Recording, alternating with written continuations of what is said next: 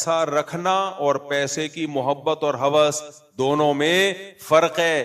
پیسہ سلیمان علیہ السلام کے پاس تھوڑا تھا یا زیادہ تھا یا بہت زیادہ تھا؟ بتاؤ. تھوڑا نہیں تھا، زیادہ تھا، اور زیادہ بھی نہیں تھا، بہت زیادہ. آپ آج کے جو ارب پتی لوگ ہیں ان کو بھول جاؤ جو سلیمان علیہ السلام کے پاس دولت تھی. دنیا کی ساری نعمتیں تھیں اور اللہ سے مانگ کے لی تھیں اسپیشلی.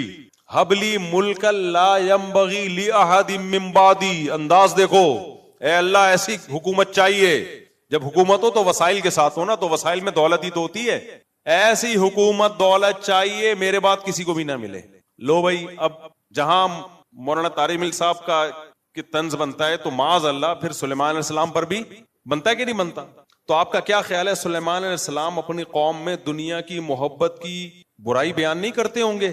آپ لوگ ہاں ہوں ہی کریں، کچھ کریں تو میں سمجھوں گا کہ یار کچھ ہو رہا ہے، کچھ سمجھ میں آ رہا ہے. بالکل ہی ایسے بیٹھے ہوئے میں ٹی وی میں آ رہا ہوں، پروگرام چل رہا، اب بولے ہاں جی مجھے خوشی ہوگی نا، میں بھی تو بول رہا ہوں.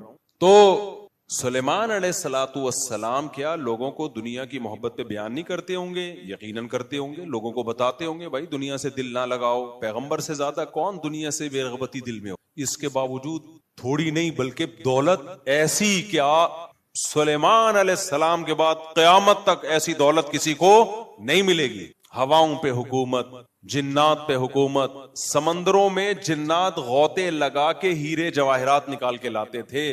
ارے سلیمان علیہ السلام آپ کو ہیرے جواہرات کی کیا ضرورت ہے؟ آپ نے تاج ایسا پہنا ہوا ہے، اربوں خربوں روپے کے ہیرے لگے ہوئے ہیں اس میں. آپ نے محل ایسا بنوا لیا. ملکہ سبا جب آئی ہے تو وہ شیشے کا اتنا خوبصورت محل تھا اور اس کا فرش اتنا، اس میں ایسی انجینئرنگ تھی کہ وہ سمجھی کہ پانی کا تالاب ہے. فکشفت عن ساقیہا. سلیمان علیہ السلام نے فرمایا کہ چلو بھائی. تو اس نے کیا کیا؟ اپنے پائنچے اوپر کر لی، پانی لگے گا. انہوں نے فرمایا نا سرح ممرد من قواریر. یہ ایک فرش ہے، شیشے سے بنایا گیا ہے. ایسی ٹیکنالوجی استعمال کی گئی ہے، شیشہ ہے، ایسے لہریں چل رہی ہیں، لگتا ہے کیا ہے کہ یہ پانی ہے. وہاں کوئی آج کا فیس بکیا ہوتا، وہ کہتا ہے لو لو. دوسروں اس دن تو سلیمان علیہ السلام نے تقریر کی تھی یہ دنیا دارے فانی، دنیا سے دل نہ لگانا، ختم ہونے والی، فنا ہونے والی. اصل تو آخرت ہے. اور یہ ایسے فرش تو وہ کہہ سکتے تھے ہمارے بادشاہوں، ہماری ملکہ کے نہیں ہیں. جو ملکہ سبا تھی نا وہ بھی کوئی ہلکی چیز تھی کیا؟ ابے ملکہ تو تھی نا کم از کم، کچھ تو اس کے پاس بہت بڑا تخت تھا اس کا عالی شان. وہ حیران ہو رہی ہے بھائی یہ اتنی لگژری لائف تو ہماری بھی نہیں ہے. تو کوئی فیس بکیا ہوتا وہ کہتا لو ابھی پرسوں ریسنٹلی حضرت سلیمان علیہ السلام کا بیان آیا ہے جس میں وہ فرما رہے تھے کہ دنیا سے دل نہ لگانا، دنیا دار فانی ہے. دوسروں کے، اور ایک دن ایک غریب آیا تھا غربت میں خودکشی کرنے جا رہا تھا تو انہوں نے فرمایا غریب 500 سال پہلے جنت میں داخل ہوگا اور خود ایسے عیش والی زندگی. بیویوں پہ تو میں آیا نہیں، بخاری سے پتہ چلتا ہے 100 بیویاں سلیمان علیہ السلام کی تھی. آپ کہہ سکتے ہو ان بیویوں پہ ظلم ہے. بھائی ان بیویوں پہ ظلم نہیں ہے کہ اللہ نے ایک تو پیغمبروں کو طاقت بہت زیادہ دی. دوسری بات جو بیوی نہیں رہنا چاہتی ہے سلیمان علیہ السلام سے علیحدگی مانگ لے، چھوڑ دیں گے اس کو. تو خود جب رہنا چاہ رہی ہے بھائی، اتنے بڑے بادشاہ ہیں اور اتنی سکون کی زندگی گزر رہی ہے، تو جب بیویوں کا اعتراض نہیں ہے تو پھر کسی اور کو اعتراض بولو نہیں ہونا. تو اتنی لگژری لائف. لیکن آپ کیا یہ سوچ سکتے ہو کہ سلیمان کے دل میں، علیہ السلام کے دل میں دنیا کی محبت تھی یا دنیا کی ہوس تھی؟ بولو بھائی. پیغمبروں کے دل اس سے کیا ہوتے ہیں؟ پاک. دنیا رکھنا ایک الگ چیز ہے. رکھتے کیوں ہے جب محبت نہیں کرنی؟ محبت سے مراد ہے ہوس. ہوس کتنی محبت، آخرت پہ ترجیح دینا شروع کر دو.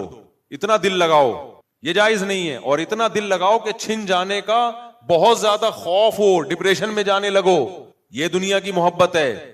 دیکھو جب ایک دور میں 1 to 5 کا دور تھا نا، جب میں بات کر رہا ہوں 90s کی، اس وقت جس نوجوان کے پاس ہونڈا 1 to 5 تھی نا 0 میٹر، وہ سمجھتا تھا کہ اگلا وزیر اعظم.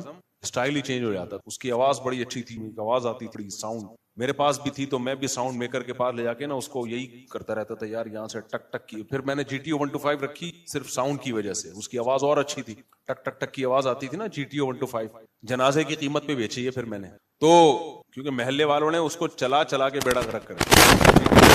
جب میں آیا نا ادھر امام لگا 2006 میں، میرے پاس ان کو پتا ہے GTO 1 to 5 تھی. محلے والے مفتی صاحب مجھے ذرا لے جا بھائی. پھر کوئی دوست آیا مجھے وہاں ڈسکو موڑ تک جانا. اس کے بعد اس کی جو حالت ہوئی ہے تو میں نے کہا اس سے پہلے کہ اس کو میں قبر میں دفن کروں جنازے کے ریٹ پہ بیچ دو. جنازے بھی بکتے ہیں پتہ ہے آپ کو, اس میں پھر ڈاکٹر لوگ گردے پھیپڑے نکال لیتے, تو جنازے کے ریٹ پہ کیا کرو اس کو بیچ دو. تو جنازے کے ریٹ پہ بیچی ہے میں نے. اس لیے یہ بھی غیر اخلاقی حرکت ہے. رکشے چل رہے ہیں, ٹیکسیاں چل رہی ہیں, آپ اپنی گاڑی استعمال کرو. آپ کے پاس بائک نہیں ہے تو آپ پیدل چلے جاؤ, پیدل نہیں جا سکتے W11 میں چلے جاؤ. دوسروں کی چیزیں استعمال کرنا, کوئی ایمرجنسی ہو مر رہا ہو تو ایک الگ بات ہے. ہم نے تو کبھی یہ کام نہیں کیا. جب ہمارے پاس نہ ایک بائک میں نے بیچ دی تھی, گاڑی بھی نہیں تھی, تو پیدل ہو گیا تھا میں. تو مجھے نہیں یاد پڑتا کہ میں نے آپ سے کبھی لی گاڑی. حالانکہ ان سے اتنی اچھی دوستی ہماری, 20 سال سے ان سے ہمارا سلام دعا, لیکن کبھی میں نے نہ ان سے گاڑی مانگی کہ مجھے وہاں جانا ہے, بچوں کو لے کے گاڑی دے دو. بھائی گاڑی اگلے نے اپنے لیے خریدی ہے, دوسروں کے لیے نہیں خریدی. آپ کے پاس پیسہ ہے تو لے لو, نہیں ہے تو جیسے نہیں پیسے والے زندگی گزارتے ویسے گزارو. یہ ہے ہوس, اس کو کہتے ہیں دنیا کی محبت. گاڑی خریدنا دنیا کی محبت نہیں ہے. گاڑی جیب میں نہ ہو, دوسروں کی گاڑیوں پہ نظریں رکھنا, یہ کیا ہے؟ یہ ہے وہ محبت جو اعتدال سے بڑی ہوئی ہے. مکان رکھنا دنیا کی محبت نہیں ہے. بہت سے نیک لوگوں کے ذاتی مکان ہوتے ہیں, مکان نہ ہو اور ٹینشن لینا شروع کر دو, ڈپریشن میں جاؤ. یہ کیا ہے؟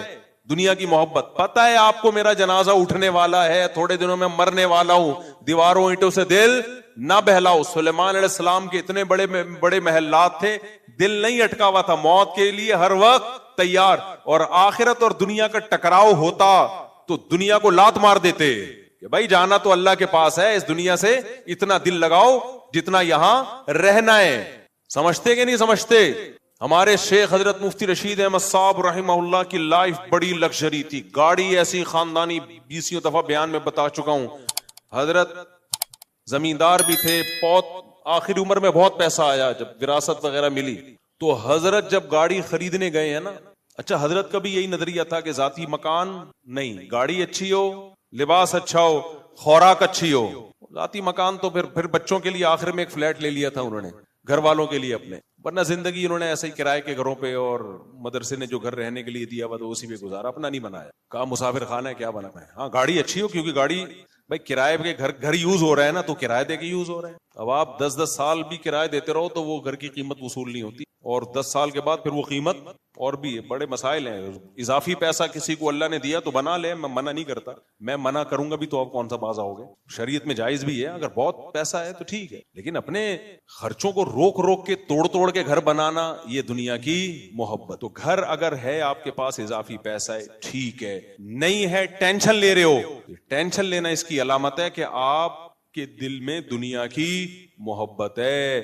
کیونکہ آپ کو آم کھانے سے مطلب نہیں ہے, آپ کو پیڑ گننے سے مطلب. حالانکہ رہائش کا اگر رہائش کا انتظام ہی نہیں ہو رہا پھر یہ ٹینشن صحیح ہے. اسی لیے تو ہم کہتے ہیں نا مورگیج پہ گھر لینا جائز نہیں. بعض لوگوں نے فتویٰ دے دیا ضرورت ہے, بھائی اس لیے جائز ہے. ہم کہتے ہیں ذاتی گھر ہونا ضرورت نہیں ہے, گھر ہونا ضرورت ہے, اس کا ذاتی ہونا ضرورت نہیں ہے. تو سلیمان علیہ السلام کو اللہ نے کیسی لگژری لائف دی ہے بھائی, لیکن دل میں دنیا کی محبت نہیں. تو دنیا چھننے کا غم جو ہوتا ہے نا, یہ ہے دنیا کی محبت. تو حضرت مفتی رشید احمد صاحب جو ہمارے شیخ تھے, ان کے ساتھ کیا ہوا, جب اللہ نے ان کو پیسہ دیا تو انہوں نے کہا میں اچھی گاڑی رکھوں گا.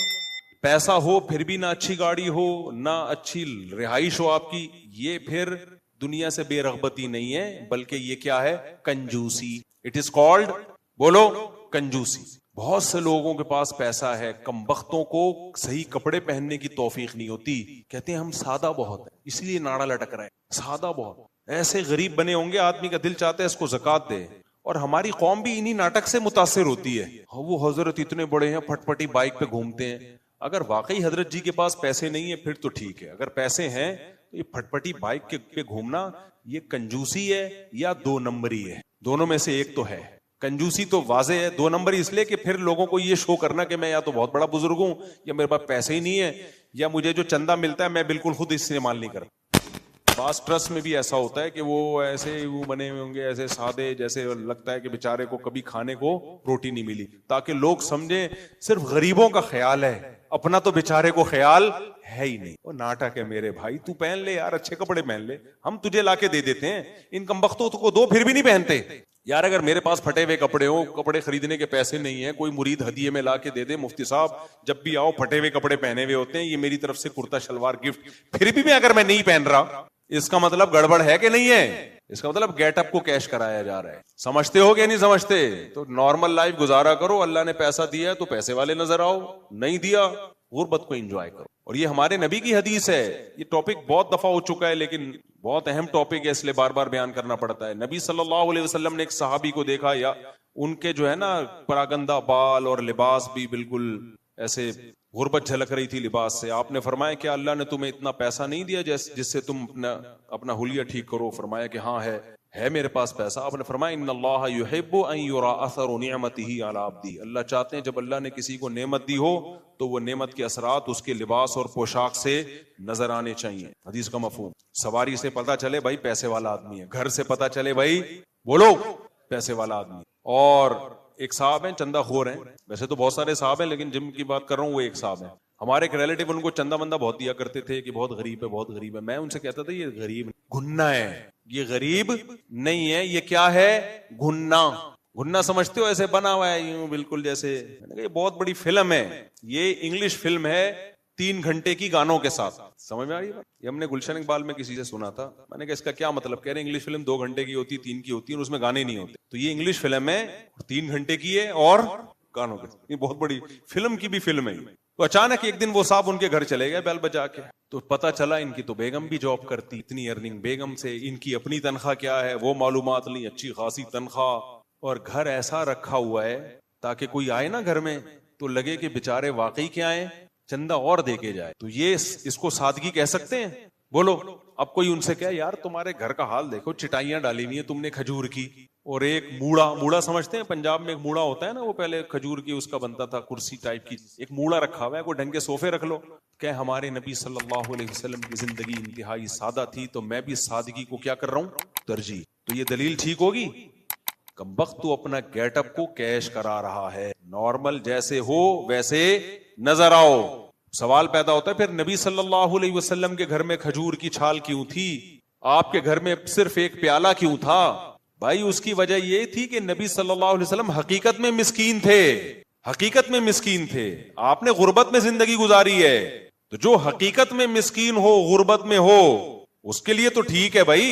کیوں نبی کیوں مسکین تھے؟ نبی کے پاس پیسہ صبح آیا تو شام تک گھر میں رکھا نہیں, سارا صدقہ کر دیا. کسی میں اتنا ظرف اگر ہے کہ وہ صاحب جو چندہ لے کے زمینیں بنا رہے ہیں اور اپنا گھر کیا رکھا ہوا ہے غریبوں والا, اچھا اصل گھر کہیں اور ہوگا, کسی علاقے میں ہوگا اصل جو اوریجنل سچی مچی والا, یا ان سے زمینوں پہ زمینیں خریدی جا رہی ہوں گی. تو نبی صلی اللہ علیہ وسلم تو صبح پیسہ آیا شام تک رکھا ہی نہیں. اتنا ظرف آج کسی میں ہے؟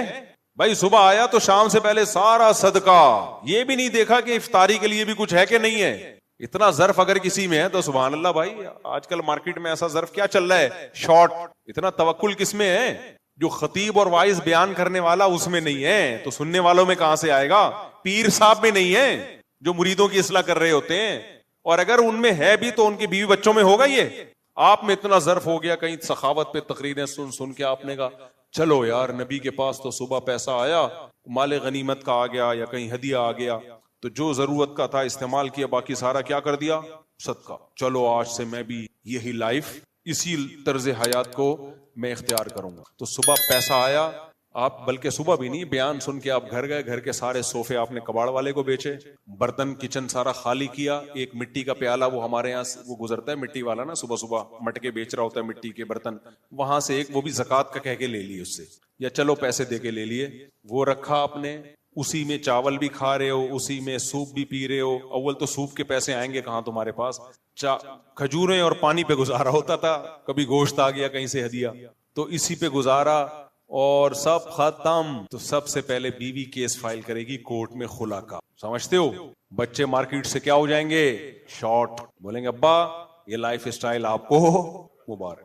چور بنیں گے, ڈاکو بنیں گے وہ. تو آپ چلے تھے بہت اونچے مقام کے لیے, اور کیا بن رہے ہیں بچے آپ کے؟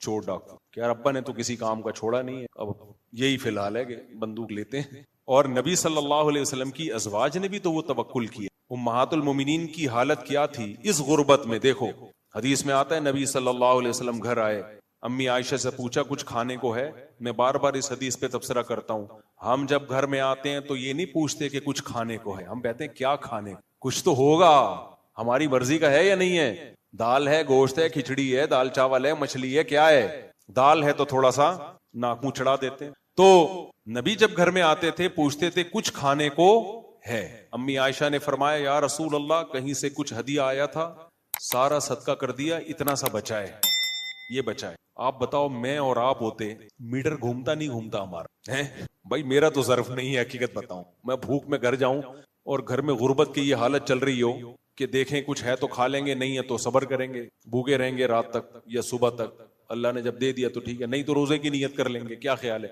تو مجھے بتاؤ, میں گھر جاؤں, بھوک لگ رہی ہو اور غربت کا عالم ہو, ریوو آپ کے تانوں سے بیزار ہو کے میں نے بیچ دی, صحیح ہے نا, سارے جو بھی اللہ نے کچھ گنجائش دی ہے وہ سب میں نے آپ کے کہنے پہ آ کے آگ لگا دی.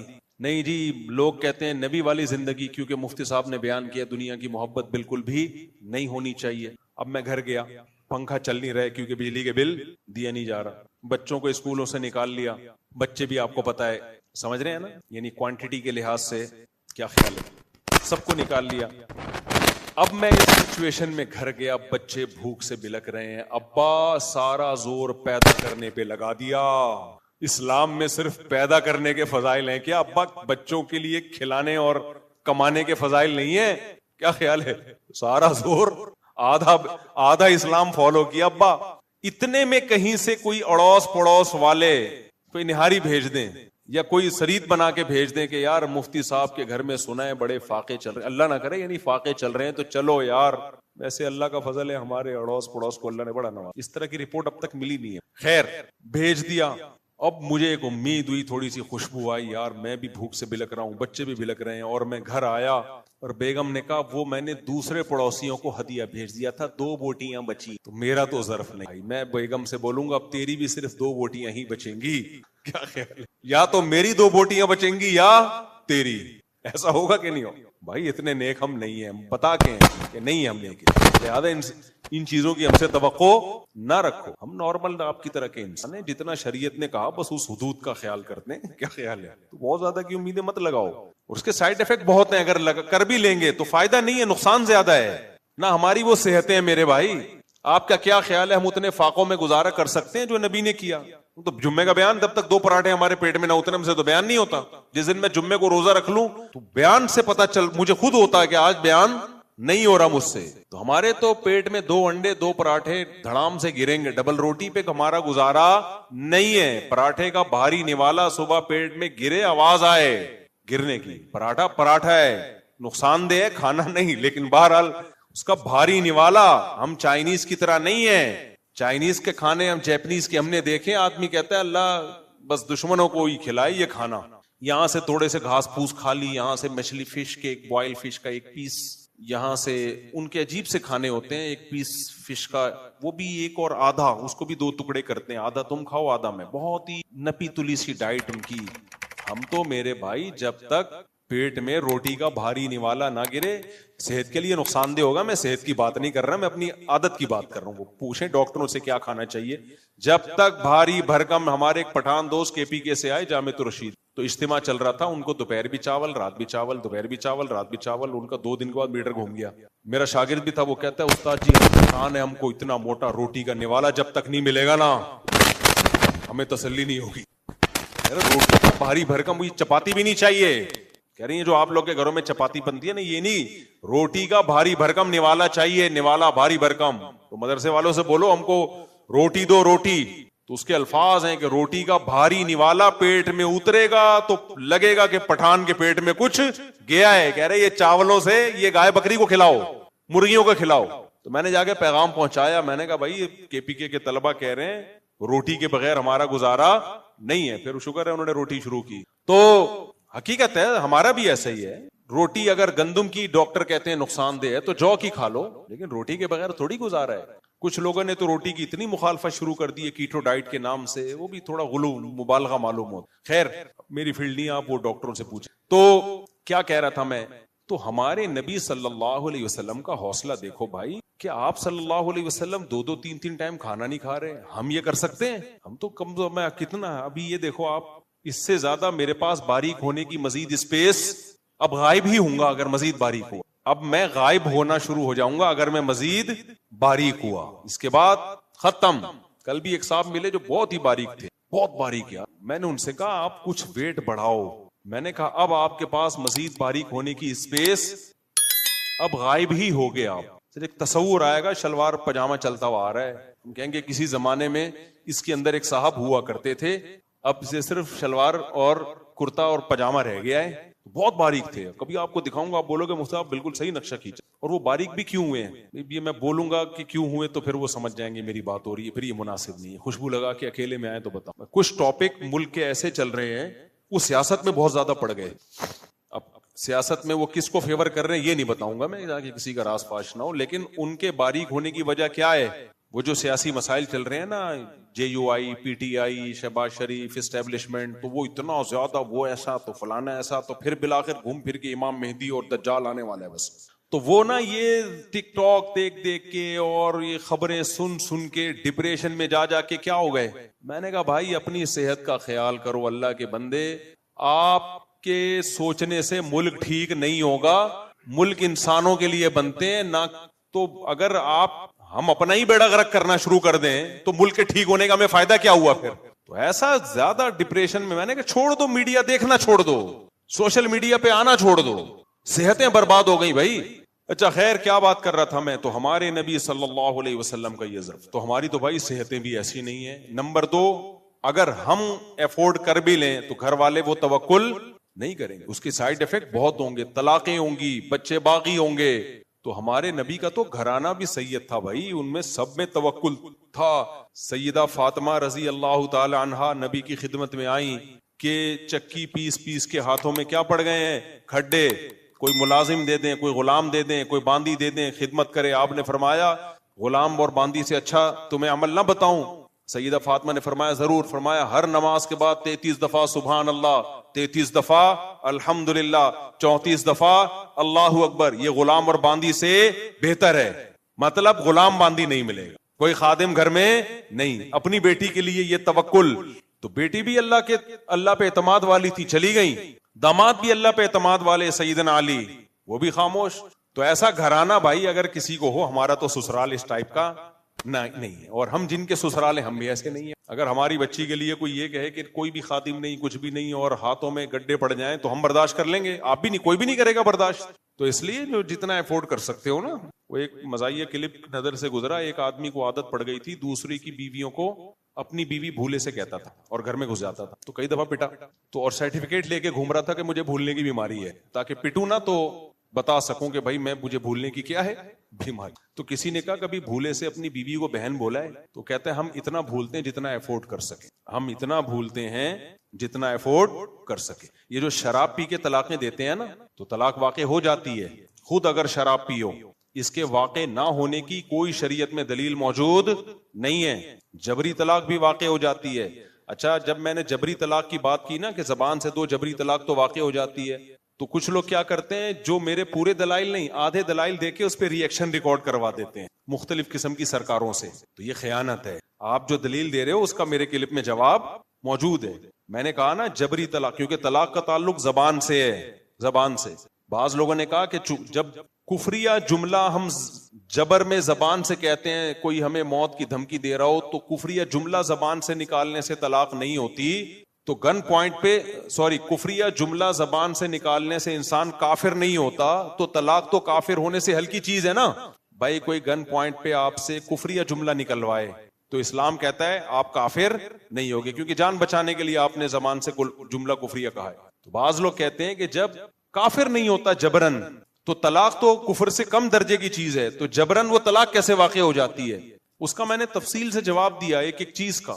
تو جواب دینے والوں نے کہا کہ مفتی صاحب غلط قیاس کر رہے ہیں. بھائی صاحب قیاس تو آپ کر رہے ہو, آپ کفر پہ قیاس کر رہے ہو طلاق کو. یعنی ایک مینٹلٹی دیکھو, جو قیاس کر رہا ہے وہ ہمیں کہہ رہے کہ ہم قیاس کر رہے ہیں, حالانکہ ہم قیاس تھوڑی کر رہے ہیں, ہم تو قیاس کی نفی کر رہے ہیں کہ یہاں قیاس بنتا نہیں ہے. کفر کا تعلق دل سے ہے. جب زبان سے گن پوائنٹ پہ انسان کلمہ کفر کہہ رہا ہے تو دل سے راضی نہیں ہے, لہذا کافر نہیں ہوگا, کیونکہ کفر کا تعلق کس سے ہے؟ دل. زبان تو ایک عکاسی کرتی ہے, جبکہ طلاق کا تعلق دل سے نہیں ہے. کس سے ہے؟ زبان سے ہے. اور اس کی حدیث میں دلیل ہے, ثلاث جدہن جد وہزلہن جد, نبی نے فرمایا 3 چیزوں میں مذاق بھی حقیقت، حقیقت بھی حقیقت. تو مذاق میں جب انسان طلاق دے رہا ہوتا ہے دل سے دے رہا ہوتا ہے. تو علت اس کی یہی ہے مذاق میں طلاق دینے کی کہ دل سے راضی نہیں ہوتا. تو ہم کہتے ہیں کہ جبر میں بھی یہی ہے، دل سے راضی نہیں ہے لیکن زبان سے ورڈنگ کر رہا ہے، لہذا ڈیورس واقع ہو جائے گی. اب ایک سوال یہ پیدا ہوتا ہے، تو قیاس آپ کر رہے ہو بھائی، ہم تھوڑی کر رہے ہیں. آپ کفر پہ قیاس کر رہے ہو جو بالکل الگ چیز ہے. قیاس خود کر رہے ہوتے ہیں اور ہمیں کہہ رہے ہوتے ہیں کہ ہم قیاس کر رہے ہیں. ہم تو قیاس نہیں کر رہے، ہم تو حدیث پیش کر رہے ہیں. اور وہ والی حدیث، ایک صحابیہ جو تھی اپنے شوہر کے سینے پہ سوار ہو کے چھورا رکھ دیا اور کہنے لگی کہ طلاق دو، انہوں نے دے دی ڈیورس. تو جب نبی کے پاس یہ کیس آیا آپ نے فرمایا لا قیلولۃ فی الطلاق، طلاق میں ریورس گیئر نہیں ہے. اب یہ کہتے ہیں اس حدیث کی سند ضعیف ہے. اس کا بھی میں نے جواب دیا تھا کہ آپ کے کہنے سے تھوڑی ضعیف ہو جائے گی. تو سند کی پوری بحث میرے فتوے میں موجود ہے. بہرحال آپ بتاؤ کہ کیوں ضعیف ہے تو میں پھر اس کا جواب دوں گا. اور یہ بالفرض یہ حدیث ضعیف بھی ہو تو ثلاث جدہن جد اور ہزلہن جد والی حدیث تو بالکل صحیح ہے. تو اس سے صاف پتہ چلتا ہے طلاق کا تعلق دل کی نیت سے نہیں ہے. ہاں یہ سوال پیدا ہوتا ہے کہ جبرن جب کوئی گن پوائنٹ پہ طلاق دے رہا ہے بیوی کو زبان سے تو بیوی کا کیا قصور ہے اس میں؟ تو طلاق ویسے ہی کوئی بیٹھے بیٹھے دے دے تو بیوی کا کوئی قصور ہوتا ہے؟ تو اس میں شریعت نے بیوی کے قصور ہونے وار ہونے یا نہ ہونے پر حکم کا مدار نہیں رکھا. تو آپ تو قیاس در قیاس کرتے چلے جا رہے ہو. نصوص جو شریعت کی نصوص ہے ان کے مقابلے میں قیاس حجت نہیں ہے. یہاں بعض لوگ یہ سوال کرتے ہیں اس طرح تو پھر جو چاہے جس کو چاہے طلاقیں نکلواتا چلا جائے. اس کا جواب یہ ہے کہ ہو رہا ہے ایسے ہیں، جو چاہے جس کو چاہے کیوں نکلوائے گا بھائی؟ یہ کام تو ڈاکو لوگ کرتے ہیں. تو ڈاکو جان سے بھی مار دیتے ہیں، ڈاکو آپ کا پیسہ بھی لوٹ لیتے ہیں، ڈاکو طلاقوں بھی دلوا دیتے ہیں. تو جب باقی ڈاکوؤں کے سارے ظلم ہے تو یہ بھی ظلم ہے. ہاں اس میں یہ ضرور ہے کہ 3 طلاقیں اگر کوئی گن پوائنٹ پہ دے دیتا ہے تو گنہگار نہیں ہوگا.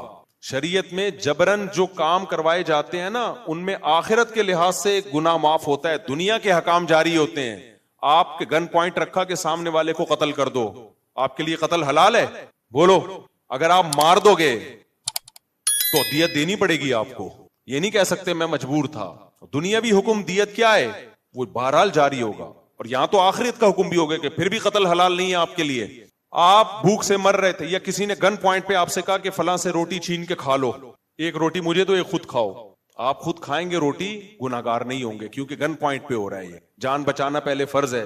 چوری ہلکا جرم ہے، شریعت کہتی ہے جان بچاؤ، لیکن اس روٹی کی قیمت آپ کو بہرحال دینی پڑے گی. شریعت آپ کو معذور نہیں سمجھے گی. تو طلاق بھی اگر کوئی 3 طلاقیں گن پوائنٹ پہ دے دے طلاق بہرحال واقع ہو جائے گی، لیکن آپ گناہگار نہیں ہوں گے. اور مہر کی ادائیگی بھی اس ڈاکو سے لی جائے گی اور ڈاکو کو سزا ملے گی.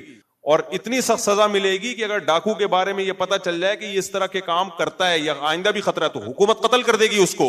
اور دوسری بات ہے کہ یہ بھی ہے کہ اس میں عورت کا فائدہ بھی ہے جبری طلاق کو واقع کرنے میں، کیونکہ جبری طلاقیں اکثر وہاں مانگی جاتی ہیں جہاں مرد ظلم کر رہا ہوتا ہے.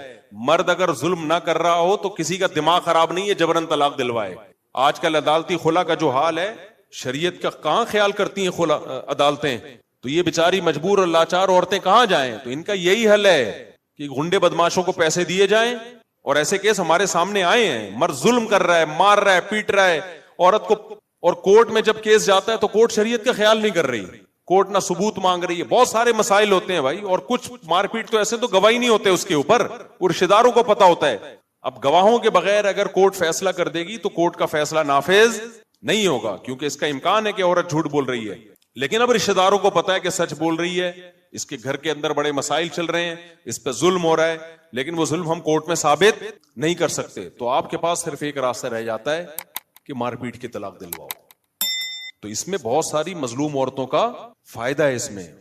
اس کا صحیح استعمال زیادہ ہے، غلط استعمال نہ ہونے کے برابر ہے.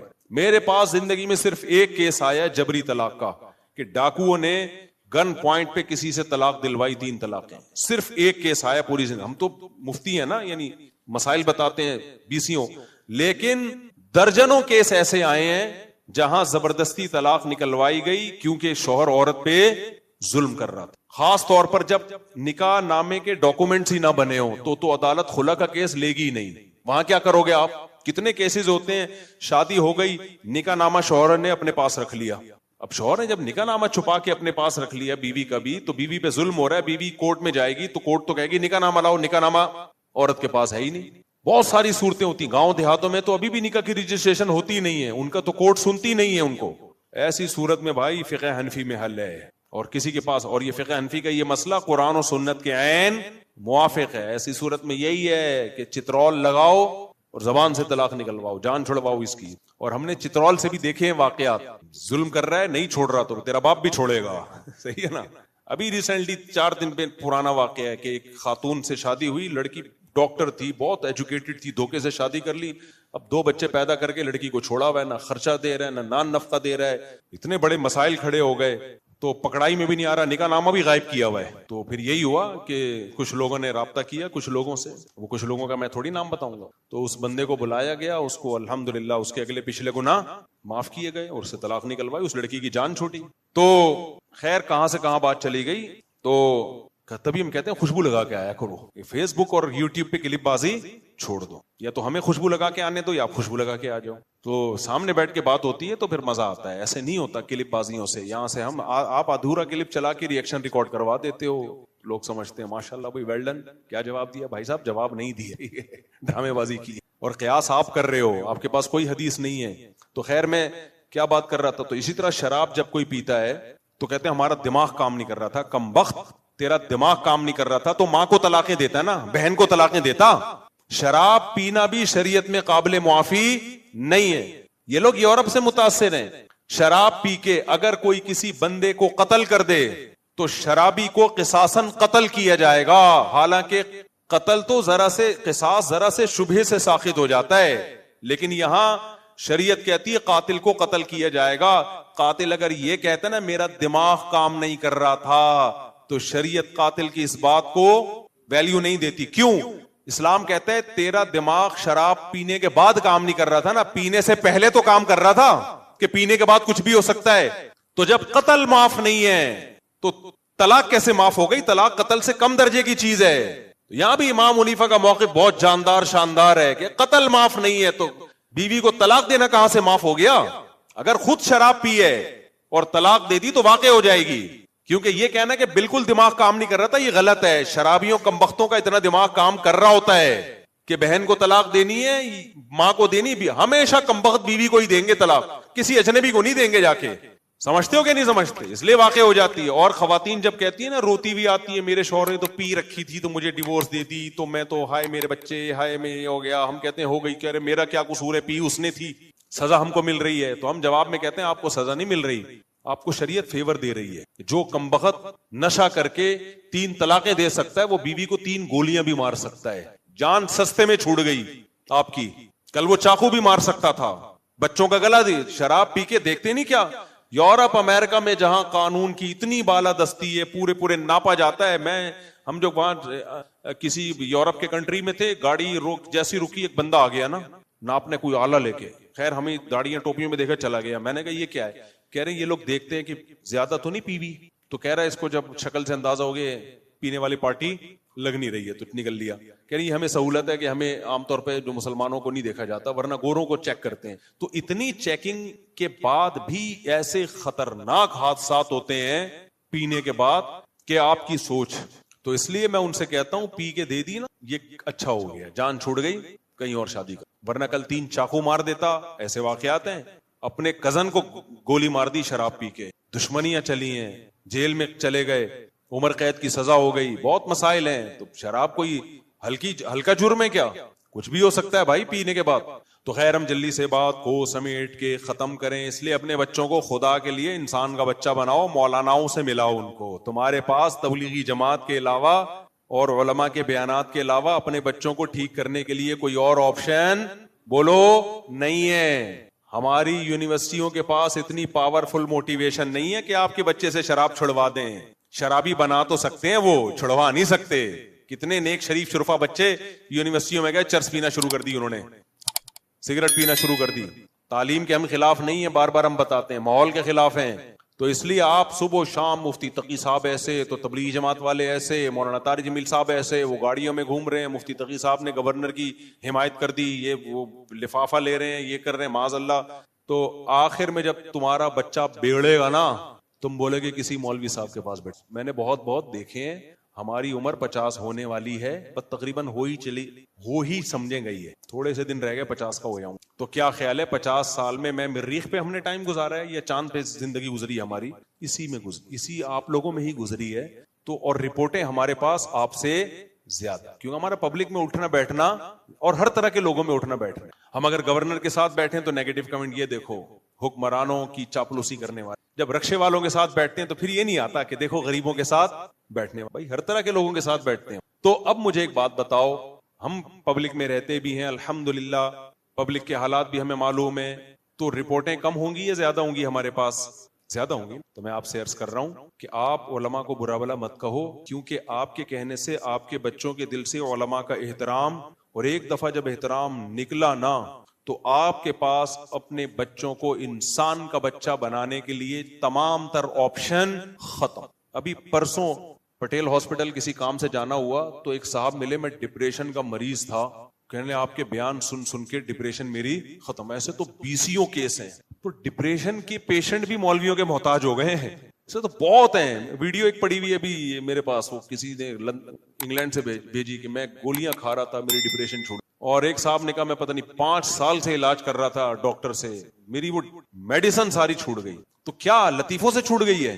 لطیفوں سے چھوٹنی ہوتی تو بھائی بڑے بڑے کامیڈین پڑے ہوئے ہیں یوٹیوب پہ، آپ دیکھ لو جا کے. یہ جو علماء بات کرتے ہیں نا دنیا سے دل نہ لگاؤ، دنیا رہنے کی جگہ نہیں ہے، اصل کیا ہے بھائی؟ آخرت، نماز، روزہ، سخاوت. ان چیزوں سے ڈپریشن بھی ختم ہوتی.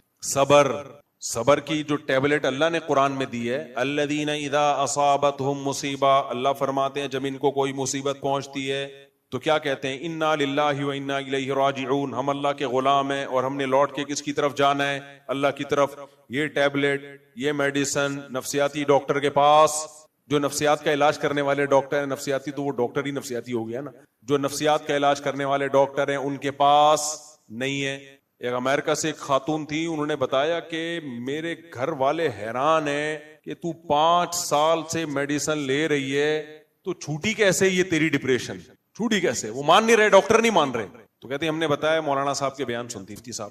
تو میرا کمال نہیں ہے میرے بھائی، ہمارا جو بھی علماء سے تعلق رکھے گا، ہم تو ویسے ہی نالائق قسم کے مولانا ہیں، جو صحیح مولاناؤں سے تعلق رکھے گا وہ تو ڈپریشن کا ڈاکٹر بن جائے گا علاج کرانے کا. صحیح ہے نا؟ ہم تو نالائق لوگوں سے یہ حال ہو رہا ہے. تو آپ کے پاس میں بتا رہا تھا اتنے واقعات ہیں کہ اگر آپ نے علماء کو برا بل، دیکھو 100% صحیح دنیا میں کوئی بھی نہیں ہوتا، یہ ذہن میں رکھو. کسی سے عقیدت کا مطلب ہی نہیں کہ امام مہدی ہے، یہ ایسا تو کوئی بھی نہیں بچے گا بھائی. سب آپ جیسے ہی ہیں اور آپ ہمارے جیسے ہیں، سب ایک جیسے ہی ہیں.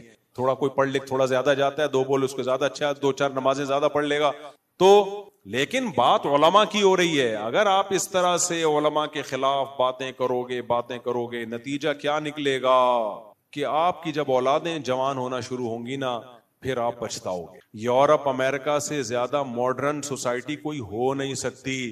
وہاں جو ماڈرن لوگ ہیں اپنے بچوں کو مدرسے میں داخل کراتے ہیں، ٹوپیاں پہناتے ہیں، چاہتے ہیں کہ ہم ایسے علاقے میں جا کے رہیں جہاں نیک لوگ رہتے ہیں، ٹوپیوں والے، داڑھیوں والے، تاکہ ہمارا بچہ شراب کباب سے بچے، گرل فرینڈ سے بچے، ہماری روایات برقرار رہیں. وہ انتہائی درجے کے ماڈرن لوگ وہ وہاں پر ماڈرنزم سے متاثر نہیں ہو رہے، اور آپ یہاں ان کو فالو کرنا شروع کر رہے ہو غیر مسلموں کو. تو یہ بڑے گھاٹے کا سودا. ڈونلڈ ٹرمپ کا بیان آیا کہ فیملی سسٹم کو میں کیا کروں گا؟ بحال کروں گا، مضبوط کروں گا. بیان ہے نا ڈونلڈ ٹرمپ کا. تو ہمارے لبرل سیکولر لوگوں کے منہ پہ تھپڑ ہے. ابے وہ لوگ چاہ رہے ہیں اپنے خاندانی نظام کو واپس لے کر آئیں، وہ گرل فرینڈ بوائے فرینڈ کے سسٹم سے بیزار آ گئے ہیں. اور ہمارے والے کیا کر رہے ہیں؟ Actually education. یہ مولوی لوگ ہیں، بچی کی شادی ودی بچوں میں لگا دی. ایکچولی کیا ہے؟ پہلے ایجوکیشن، پہلے کچھ پڑھ تو لو. میں کہتا ہوں پڑھو بھائی، کس نے منع کیا؟ لیکن آپ کے پاس ایک ایج ہے، یا تو ہم ہمیشہ کے لیے دنیا میں آئے ہوتے نا تو میں نے اب تک ایک شادی بھی نہ کی ہوتی، میں پڑھ ہی رہا ہوتا. ابھی مجھے پتا تھا جب میں بالغ ہوا، جوان ہوا، کہ بھائی ہمارے پاس ٹائم کیا ہے؟ تھوڑا ہے، مقابلہ بہت سخت ہے. ٹائم بہت تھوڑا ہے، جوانی کے تھوڑے دن ہیں. مقابلہ کیا ہے؟ شادی بھی کرنی ہے، اتنی بھی کرنی ہے، اور اتنے بچے بھی ہوں گے، اور بچوں کو بڑا بھی کرنا ہے، پھر بچوں کو پڑھانا بھی ہے. مقابلہ، اور پھر کمانا بھی ہے، دین کی خدمت بھی کرنی ہے. سارے کام ہی ایک ساتھ ہوں گے. یہ نہیں ہوگا کہ پہلے یہ پھر وہ. اتنا ٹائم اللہ نے نوح علیہ السلام کے علاوہ کسی کو بھی نہیں دیا. جبکہ انہوں نے بھی سارے کام ایک ساتھ کیے. ہم اگر 950 سال 1000 سال کے لیے آتے تو میں کہتے ایکچولی پہلے میں کیا کروں گا, میں پڑھائی, پھر میرا 10 سال کا تجربہ ہوگا پڑھائی کا اور افتاء کا, فن افتاء جو ہم نے مفتی بنے, پھر میں بزنس کو فوکس کروں گا, پھر جب میری اتنی انکم ہو جائے گی تو پھر میری پہلی شادی, لیکن اس میں اتنا ٹائم, پھر میرا ذاتی مکان ہوگا.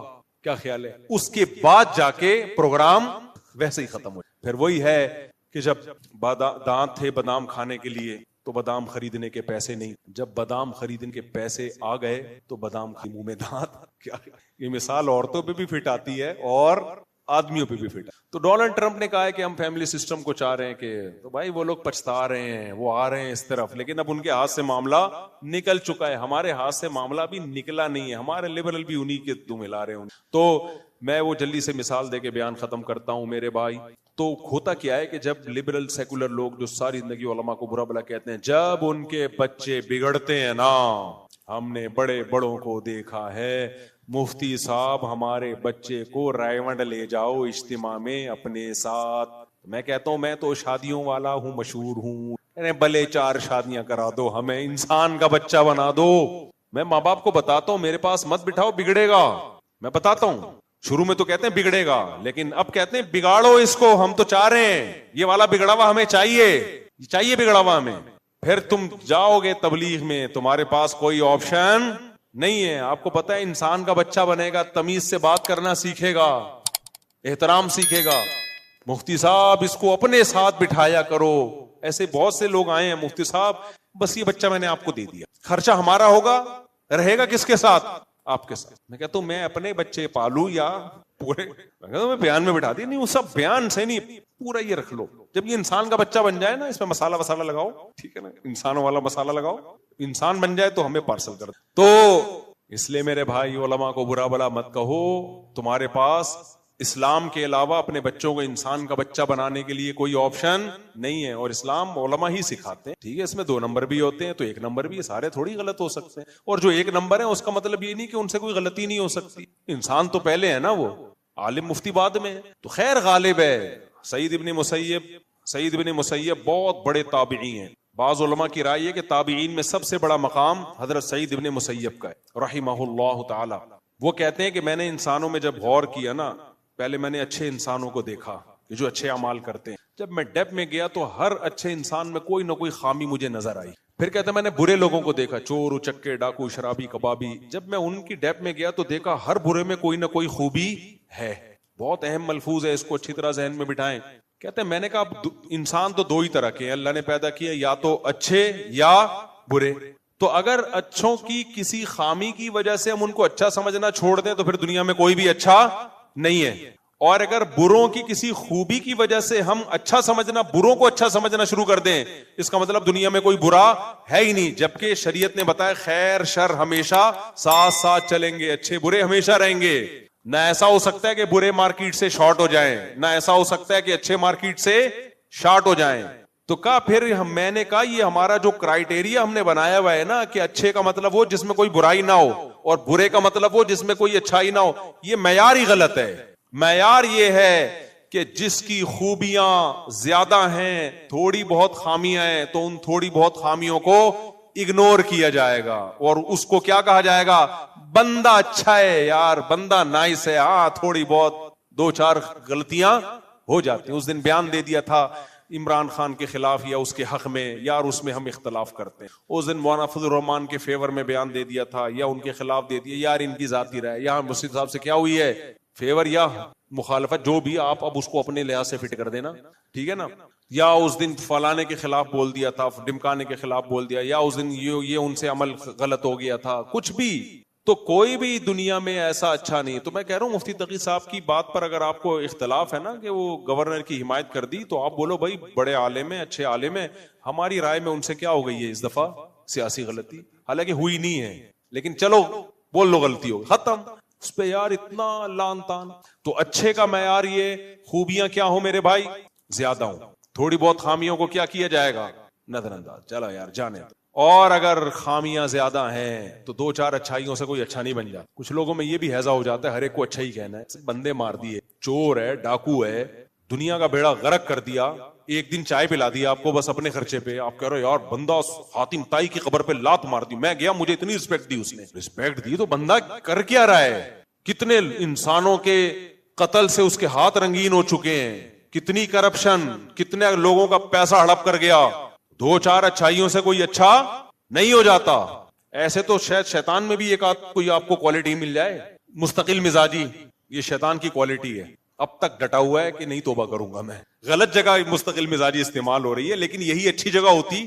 اگر یہ شیطان میں جو مستقل مزاجی ہے اچھی جگہ ہوتی تو کامیاب ہو جاتا کہ نہیں ہو جاتا. میں شیطان کی تعریف نہیں کر رہا, شیطان شیطان ہی ہے, میرا شیطان سے کوئی لینا دینا نہیں ہے. جہنم میں جائے گا, جہنم میں ہی جلے گا, اور جو شیطان کو فالو کرے گا وہ بھی کہاں جائے گا؟ جہنم میں. کیونکہ ایسا نہ ہو یہ کلپ نکال کے لوگ کہیں کہ مفتی صاحب نے شیطان کو کہہ دیا کہ اس میں بھی کچھ خوبیاں پائی جاتی. تو یہ معیار بناؤ زندگی گزارنے. رشتوں ناتوں میں بھی یہی معیار